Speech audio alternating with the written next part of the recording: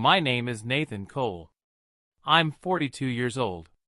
And until last year, I thought loyalty, hard work, and results actually meant something in corporate America.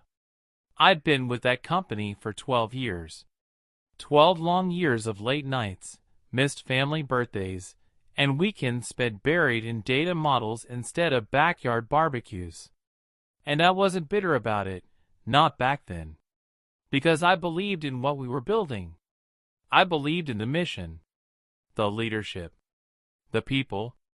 I wasn't just another number in a spreadsheet. I was the guy they called when supply chains broke down. The guy who fixed million-dollar inefficiencies no one else could even see. In fact, just last fall, I led a full systems audit that saved the company over $12.4 million in wasted vendor contracts and unnecessary logistics. I built a new forecasting model from scratch, one that would make sure those savings kept growing quarter after quarter. No bonuses. No public credit. And that was fine. Because when the board chair shook my hand and said, "We need more people like you around here," I felt like it was all worth it. But less than 6 weeks later, I was sitting in a beige HR office being told I was not a good cultural fit anymore. Not a good fit? After saving them more money than their entire marketing department cost? The room was silent. HR didn't look me in the eye. The VP of Operations, a guy who used to rely on my daily insights, suddenly acted like we'd never even had lunch together. They slid a folder across the table. Inside? A generic termination letter. No offer for transition. No severance. Just 2 lines of cold ink. "Thank you for your service. Your position has been eliminated, effective immediately." And the kicker? Their reason? Lacks team synergy. Apparently, asking tough questions and not blindly agreeing in meetings makes you a threat. I didn't yell. Didn't argue. Didn't even blink. Because what they didn't know was that 3 days earlier, I had already been approached by their #1 competitor, a firm that valued everything they tried to suppress. They fired me thinking I'd crawl away humiliated. But I didn't walk out broken. I walked out armed, with knowledge, with experience, and with a plan they never saw coming. They thought they buried me. But they didn't realize I wasn't a seed. I was a weapon. And I was already aimed right at them. If you'd asked me a year before that HR meeting how I felt about my job, I would have told you I was lucky. I wasn't the highest paid guy in the building. But I had purpose. I loved solving complex problems. I loved building systems that outperformed expectations. And above all, I believed in earning my place every single day. I started at the company as a junior analyst, fresh out of grad school, eager, probably a little too idealistic. But I worked like hell. I stayed late. Took the hard assignments. Covered for others. Built dashboards no one asked for just because I could. Over time, that work started to matter. My insights saved time. Then money. Then whole departments. My old boss, Greg Martin, the former COO, he saw my potential early. He used to say, "You've got the mind of a chess player, Nathan. You don't just look at the problem, you study 10 moves ahead." Greg became more than a boss. He was a mentor. A friend. He pushed me to pitch to leadership, even when I felt nervous in boardrooms. And when he retired 3 years ago, he shook my hand and said, "This place is yours now. Make it smarter." So I did. I led automation initiatives that trimmed 22% off redundant workflows, revised vendor contracts, trained junior analysts, built out models that predicted supply disruption months in advance. I wasn't chasing titles. I was building legacy. Quietly. Efficiently. The office felt like home. People respected me. I had a rhythm. Gym at 6, desk by 8, family dinner by 7. My daughter would sometimes call me Data Dad because she thought what I did sounded like spy work. There were even weeks I forgot it was work. But then, things started to shift. It was subtle at first. Emails I used to be copied on suddenly skipped me.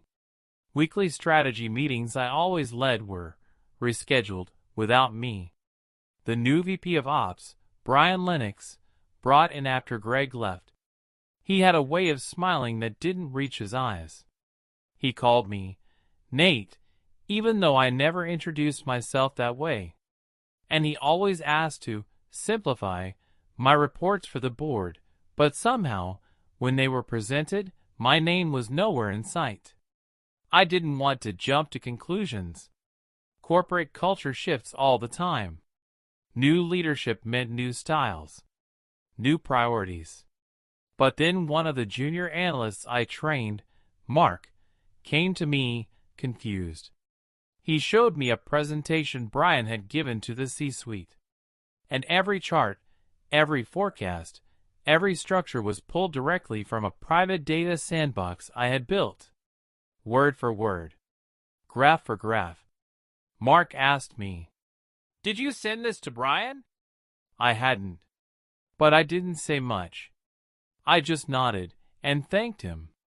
That night, I sat in my home office with the lights off, staring at the wall, thinking. Something didn't feel right. The air had shifted. The company I loved, the one I helped save, was starting to feel unfamiliar. Like I was standing in a house I built, watching strangers rearrange the furniture and lock doors behind me. I told myself it was just ego.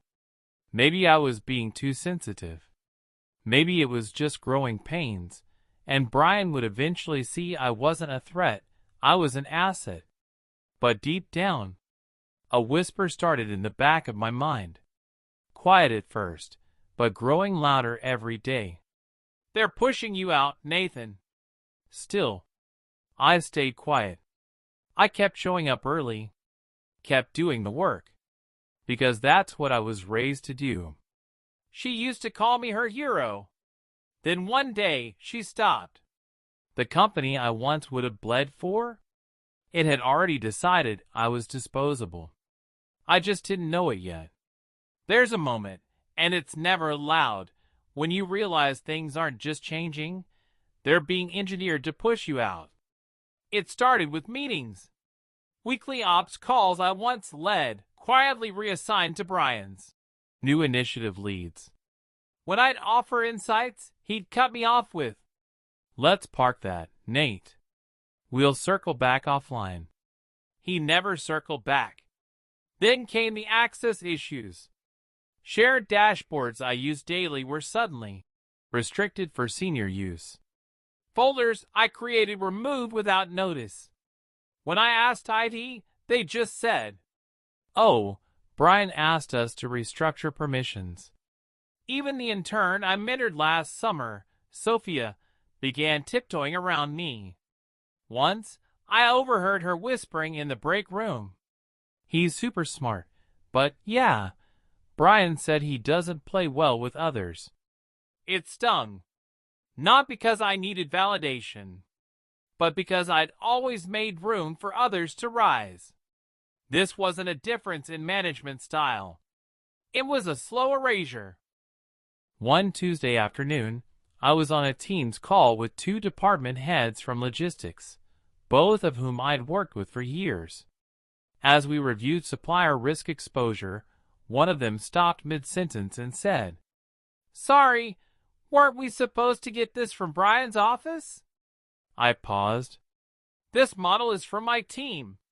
Brian's office pulled it last quarter. We've been iterating it weekly."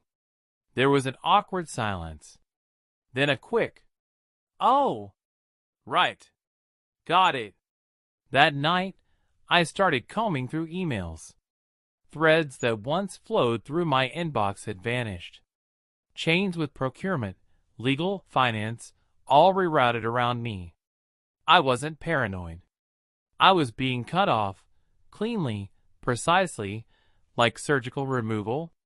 Then came the performance reviews. For years, I'd been rated as exceeds expectations every single cycle. Suddenly, needs improvement in collaboration, displays resistance to new management styles, occasionally defensive when challenged. I read the form 3 times, waiting for the punchline. There wasn't one.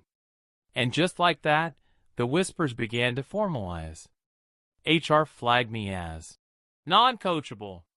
My calendar filled with check-ins I hadn't requested, culture alignment talks, peer collaboration workshops.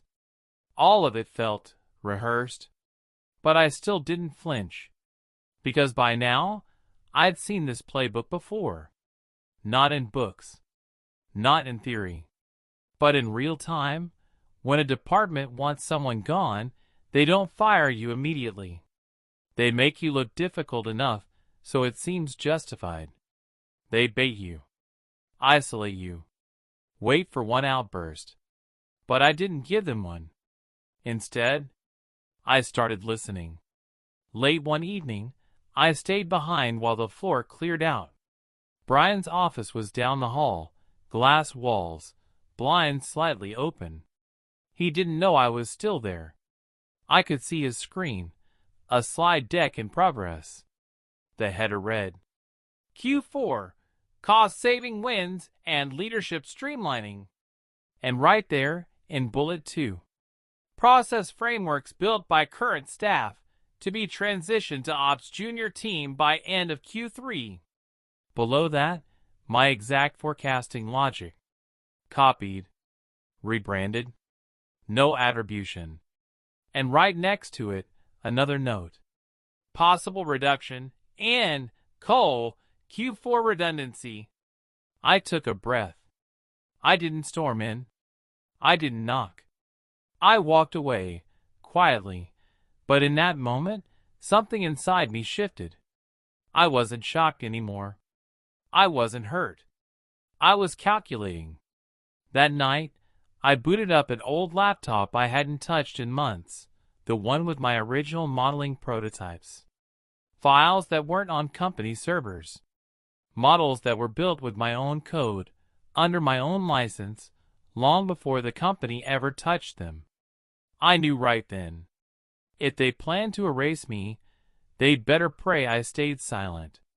Because I had something they didn't. Proof. Receipts. And now, a reason. I stayed silent. But I started watching. And one night, long after hours, I saw Brian's screen light up with a slide and my name next to the word redundancy. That was the last night I played nice. The moment that broke me didn't come in a boardroom. It came in a forgotten stairwell on a rainy Thursday. I was heading back to the office after a client lunch, drenched in sweat from jogging up 2 flights.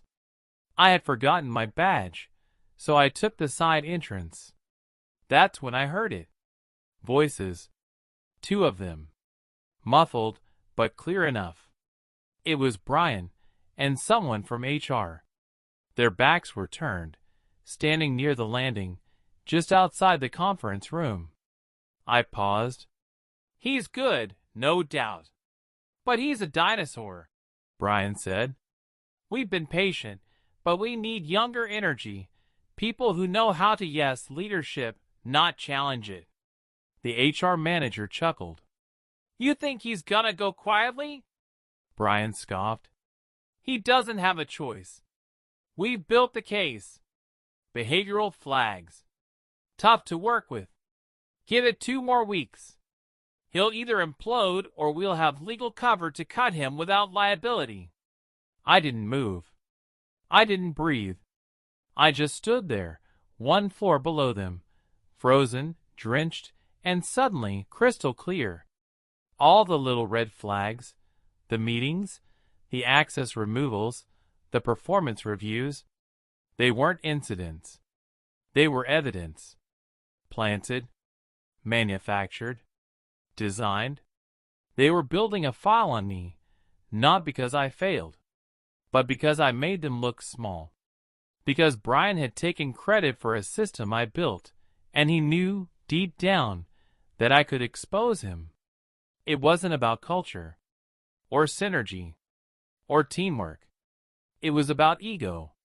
Brian couldn't lead, so he tried to erase the one man who could expose how little he understood. I should have been angry. I should have stormed upstairs and called them out. But I didn't. Instead, I turned around, walked to my car, sat there in silence for 30 minutes, engine off, rain thudding against the windshield. That's when the shift happened. I didn't cry. I didn't scream. I didn't even clench my fists. I started planning. Back at home, I pulled out my old notebooks, the ones I kept from when I first built the predictive supply model that saved the millions. Every version, every handwritten calculation, every timestamp that proved the IP was mine, created before it ever touched a company's server. Then I opened the folder I'd been quietly building over the past 2 weeks. Email chains, screenshots of copied slide decks, metadata showing dates and authorship, backups of Slack conversations, internal messages from coworkers about the Brian situation. I wasn't guessing anymore. I had proof of misconduct, of theft, and of targeted character assassination. And best of all, I had options. Because 3 weeks earlier, I'd had lunch with someone who once interviewed me but lost out in the hiring round, a director from Everion Global, our fiercest competitor. He had offered me a job, casually off the record. At the time, I said I was loyal. But that night, I called him back. They thought I was a cornered employee, but they didn't realize I'd already stepped outside their walls and was about to burn the whole house down from across the street. I didn't rage. I didn't warn them. I didn't send some dramatic resignation email. I just disappeared on the inside. Outwardly, I kept showing up like nothing changed. 8 a.m. sharp. Neatly dressed. Calm tone. Polite emails. If anything, I became more agreeable. Sure, Brian. I'll revise the report your way. Absolutely. Happy to let the junior team take lead on that. They thought I was folding. What they didn't realize was that I was watching. And more importantly, preparing. That week, I had lunch with the director from Everion Global. Let's call him Daniel. Over sushi in a quiet corner of an uptown Dallas restaurant, he asked, "Are you ready to jump?" I slid a flash drive across the table. This contains proof that I architected the exact logistics system your competitor stole. I can rebuild it from scratch, better, smarter, and exclusively for you. All I want is full ownership, full credit, and your word that we take this fight to them. Daniel smiled. You're not just a candidate anymore, Nathan. You're a weapon. Within 72 hours, the contract was signed. Full transition package. VP title. 6-figure sign-on bonus. Remote flexibility. And most importantly, full creative control to develop a next-gen forecasting platform using my own IP. The moment I signed, I felt something I hadn't in months. Freedom. But I wasn't done with the old company just yet. I went back and dug deeper. On my personal cloud drive, separate from any corporate server, I had kept a clean, time-stamped archive of every version of the supply chain optimization model I built. Every formula, every data set, every line of code, all dated, all proven to predate Brian's first day at the company. I compiled it into a legal document. I attached screenshots of internal decks Brian had presented using my work. I included Slack logs where coworkers mentioned being told to make sure Nathan doesn't look like the lead. Then, I made 2 copies. One for my lawyer. One, anonymously, for the company's internal audit team. Just in case they ever tried to come after me. Just in case Brian thought scrubbing me out would erase the trail of theft. Then came the client contacts. During my time with the company, I had personally built relationships with over a dozen Fortune 500 clients. Not formal sales, real trust. They called me for solutions, for risk analysis, for strategy. And now, I wasn't bound by a non-compete.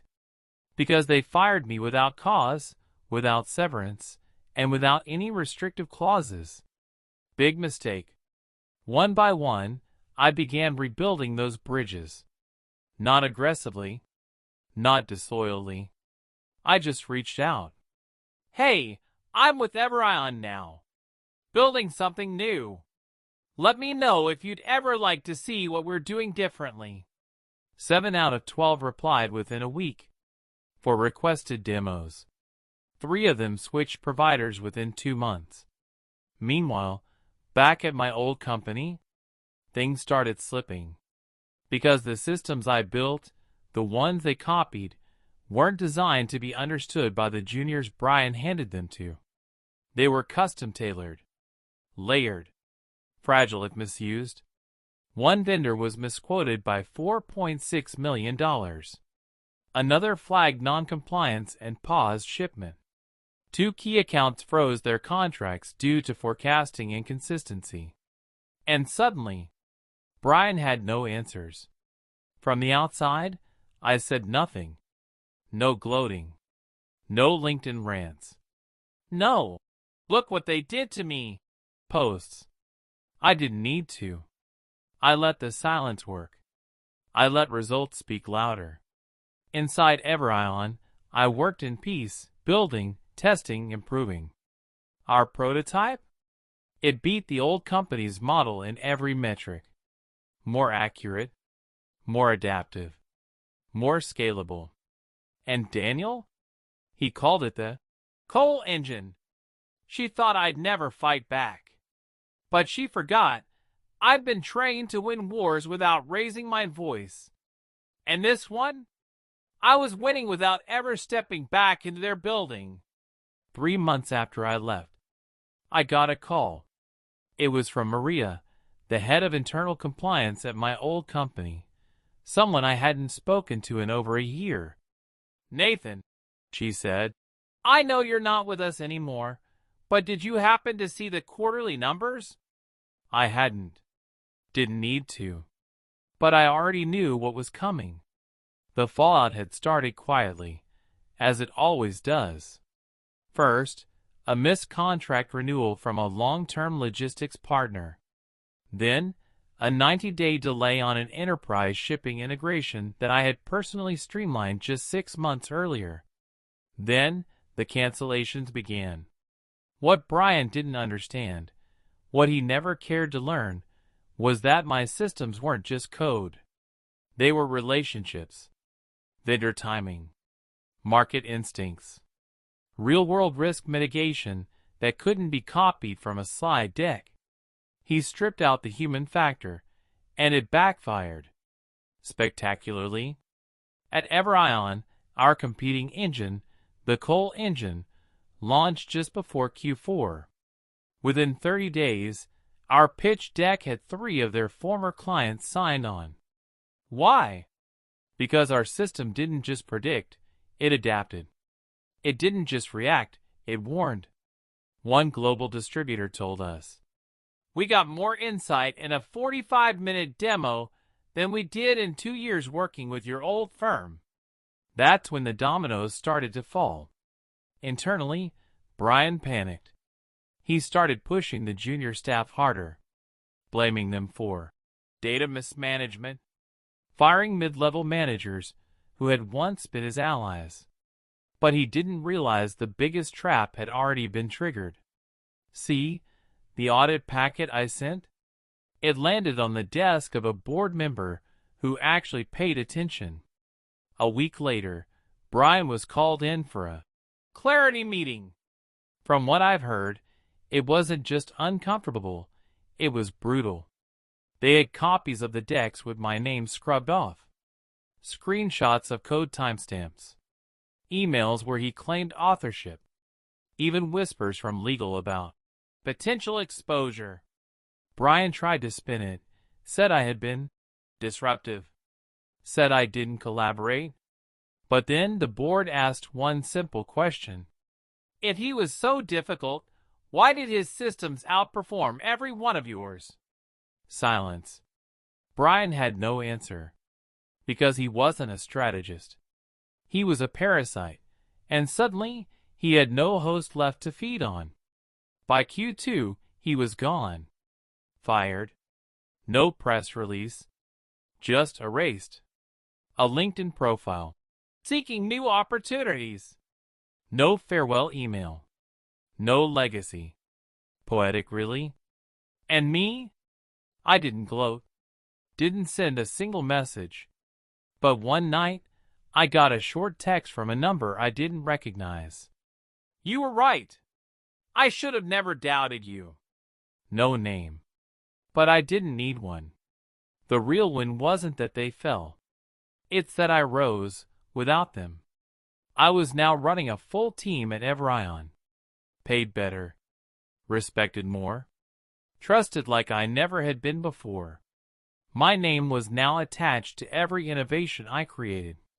I even got invited to speak at a supply chain summit, something Brian always said wasn't our lane. Turns out, it was my lane. He just didn't belong on it. They tried to erase me to protect a fraud. In the end, the fraud erased himself, and I built something that couldn't be stolen because it lived inside me. It's been over a year now. Funny thing is, I don't even think about them much anymore. I wake up without dread. I drink my coffee without checking Slack threads in panic.